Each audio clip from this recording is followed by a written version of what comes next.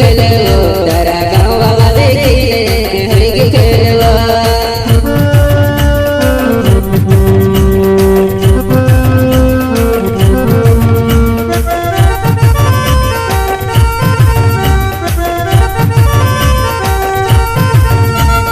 देवा बैड़ा मकुयल गुलरो जान तारी याद में से आयो देवा बैड़ा मकुयल गुलरो जान तारी याद में से आयो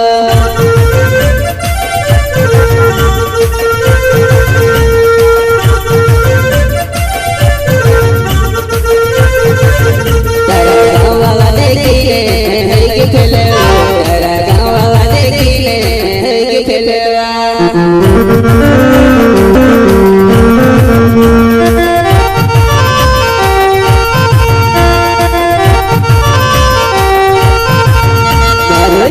दिल दीवाना कर गए मारो दर्शन के दिल दीवाना कर गए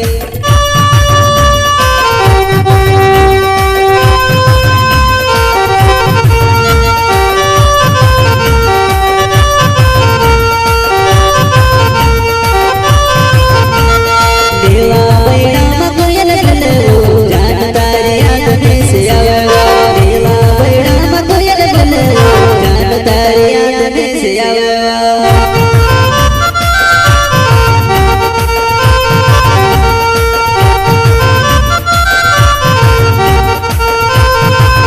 तारा गाँव देखिले हरि खेलवा तारा गाँव देखिले हरि खेलवा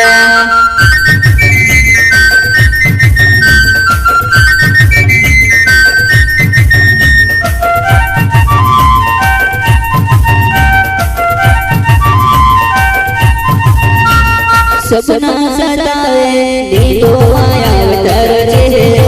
नी भूला तर चेहरा नी भूला